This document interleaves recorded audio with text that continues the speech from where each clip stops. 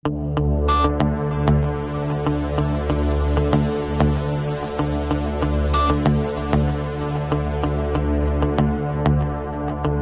sekali Indonesia. Tanggal 6 Mei lalu, rakyat dilarang mudik. Mau lebaran aja nggak bisa. Sementara di Wuhan, yang katanya tempat mulainya COVID, tanggal 3 Mei lalu justru pesta musik tanpa masker dan tanpa wajib vaksin. Ini siapa yang bodoh dan siapa yang pinter ya?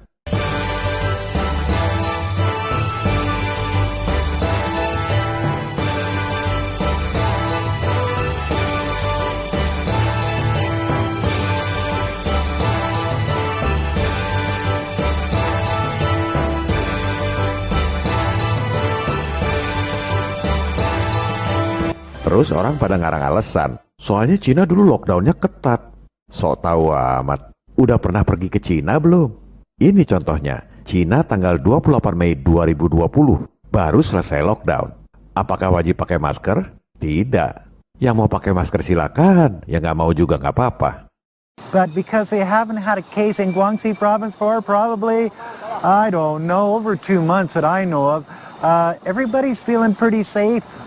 As you can tell, because, a lot of these people, they're just not wearing masks. Is Guelo wearing a mask? No, I'm not wearing a mask. I'm not going to lie to you.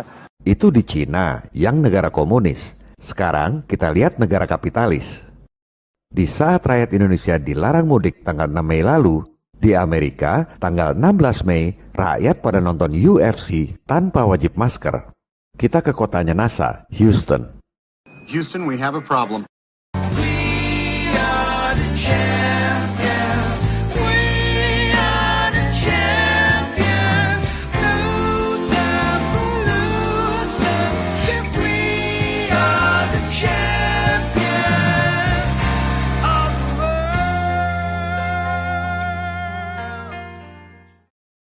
This is number one bullshit. Soal COVID ini gak bakal selesai kalau hanya diserahkan pada dokter-dokter yang gelar sarjananya numpuk tapi cuma pinter textbook. Yang kita perlukan adalah investigasi intelijen atau kecerdasan. Mari kita gunakan fakta dan data. Mohon agar Pak Menhan, Pak Kepala BIN, para anggota Dewan, para akademisi dan cendekiawan buka situs resmi ourworldindata.org yang mengolah data dari Johns Hopkins University. Kita cari data kasus COVID Indonesia dan Cina. Grafik ini dibuat per 1 juta penduduk. Yang warna hijau adalah kasus COVID di Indonesia sejak tanggal 1 Maret 2020 lalu sampai tanggal 20 Mei 2021 saat video ini dibuat. Yang warna biru adalah kasus COVID di Cina pada periode yang sama. Terbukti bahwa kasus COVID di Cina dari tanggal 1 Maret tahun lalu sampai sekarang jauh sekali di bawah Indonesia. Padahal Cina lockdown cuma sebentar, nggak ada denda masker dan nggak wajib vaksin. Indonesia PSBB terus-terusan, anggaran jumbo Erick Thohir 688 triliun, denda masker, denda vaksin, hasilnya tanggal 20 Mei 2021 dihitung per 1 juta penduduk. Kasus COVID di Indonesia itu 1.423 kali lebih besar dari Cina. Mau ngomong apa? Bahwa denda masker dan denda vaksin itu untuk mengurangi kasus COVID? Buktinya Cina lockdown cuma sebentar, nggak pakai denda masker, nggak pakai denda vaksin, kasus COVID-nya malah 1.423 kali lebih kecil dari Indonesia.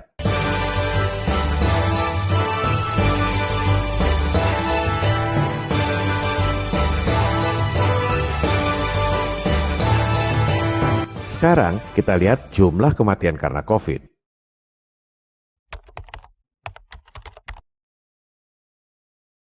Yang warna hijau itu kematian COVID di Indonesia. Warna biru kematian COVID di Cina. Nggak ada orang mati karena COVID di Cina. Padahal nggak pakai denda masker dan nggak wajib vaksin. Sebodoh apa sih kita? Kemudian kita lihat jumlah orang yang divaksin. Yang warna hijau itu vaksinasi di Indonesia. Sedangkan di Cina nggak ada datanya. Karena memang mereka nggak wajib vaksin. Jual vaksin ke seluruh dunia, tapi mereka sendiri nggak wajibkan vaksin pada warganya. Pertanyaan otak Intel adalah, kok bisa Cina lockdown sebentar, nggak ada denda masker, nggak wajib vaksin, tapi jumlah kasus COVID-nya rendah? Mau tahu rahasianya? Oke, kita bongkar rahasia cara Cina sukses atasi COVID.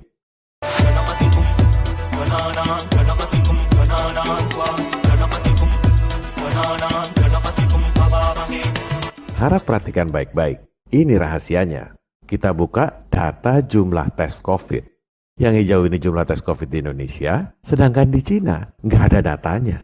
Cina nggak pernah lapor berapa jumlah tes. Bingo, ini rahasianya.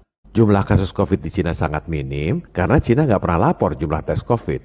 Cina ini pinter, dia nggak bilang WHO bohong, nggak perlu drama keluar dari WHO. Pura-pura nurut aja, lapor jumlah terinfeksi COVID, tapi nggak lapor berapa jumlah tesnya. Hasilnya, kesehatan jalan, ekonomi juga jalan. Ini baru cerdas. Apakah Cina diembargo karena nggak sepenuhnya nurut pada WHO? Tidak. Seperti yang sudah saya katakan, kita ini korban kebodohan dan ketakutan kita sendiri. Mau bukti apa sekarang? Sekarang kita lihat data resmi PBB, tingkat kematian dunia per 1.000 penduduk. Selama tahun 2020 lalu, yang katanya tingkat kematian tinggi akibat COVID, ternyata tingkat kematian di seluruh dunia malah berkurang. Tepatnya, tingkat kematian naik 0,44% di bawah tingkat pertambahan penduduk 1,05%. Berarti jumlah penduduk selama pandemi ini bukan berkurang, malah bertambah. Mau bantah apa? Data di depan mata. Cina ini tahu bahwa yang terjadi saat ini bukan pandemi COVID, tapi pandemi hasil tes. Coba lihat ciri-ciri penyakit COVID. Demam, batuk kering, kelelahan, itu kan penyakit biasa. Karena tes positif dibilang COVID, terus dibilang komorbid. Pakai istilah keren, hilang indera penciuman. Padahal cuma hidung bumpet doang. Semua dibilang COVID karena hasil tesnya positif. Yang terjadi adalah seperti ini. Kalau hasil tes swab PCR menunjukkan CT di bawah 35, dokter akan mengatakan, ya Bapak terinfeksi COVID. Cuma tahu CT di bawah 35 aja, rasanya udah pinter banget. Padahal itu cuma instruksi dari produsen alat, tanpa pernah lihat fakta dokumen penelitian ilmiahnya. Saya ini profesor, kamu orang bodoh, gak bakal ngerti penjelasan ilmiahnya. Itu adalah omong kosong.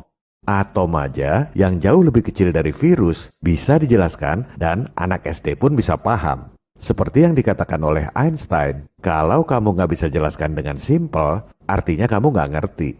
Silakan tanya pada semua dokter-dokter profesor pakar, mana fakta dokumen, bukan teori atau opini, tapi fakta dokumen bahwa indikator tes itu dibuat berdasarkan virus yang sudah memenuhi pembuktian sebab akibat dengan penyakit menular. Pasti nggak ada satupun yang bisa melakukan, karena memang nggak ada. Yang ada cuma teori dan instruksi. Itu bukan sains. Kebohongan ini sudah terjadi selama 37 tahun terakhir. Clue investigasi intelijen soal COVID adalah Profesor Luc Montagny, penemu virus HIV dan pemenang Nobel yang saat ini jadi profesor di Shanghai University. Silakan tanya, mumpung orangnya masih hidup.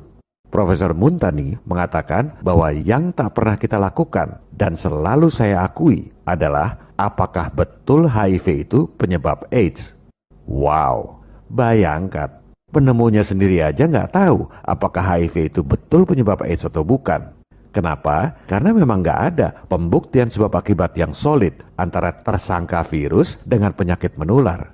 Ini penyakit yang sesungguhnya. Hal yang nggak pernah dilakukan sejak zaman HIV sampai COVID sekarang. Sumber kredibel lain yang disembunyikan adalah Dr. Kary Mullis, penemu PCR dan pemenang Nobel. PCR disebut sebagai alat deteksi COVID yang paling akurat. Semua orang bicara PCR, tapi nggak pernah dengar apa yang dikatakan oleh penemunya. Dalam wawancara di media terkemuka, The Nobel Prize, sang penemu PCR mengatakan bahwa sebenarnya nggak ada alat yang handal untuk mendeteksi retrovirus. Para saintis salah sasaran mencari satu spesies virus penyebab penyakit. Bahwa virus yang bermutasi terus itu adalah spesies palsu. Saintis hanya menduga bahwa spesies virus itu adalah penyebab penyakit, tanpa pernah melakukan pembuktian sebab akibat antara virus tersebut dengan penyakit menular. Para saintis tidak melihat masalah yang sesungguhnya. Mari kita dengar secara langsung apa yang dikatakan oleh Dr. Kary Mullis di media terkemuka The Nobel Prize. In other words, you don't do a test for retrovirus. There are tests that would be useful there, but they're not amplifiable and they're kind of insensitive to see the whole genus. But I think there's where the problem lies, is that the people that are working in that area don't realize that they're only working on one little piece They're only looking at this one species, that it's the pseudospecies in the first place because it's changing its sequence all the time. But it is they're thinking of it as one infectious agent, and if you can stop this, you can cure the disease. And most of the drugs that are developed are too narrow. Yeah, they're not terribly narrow, but they're not recognizing the problem.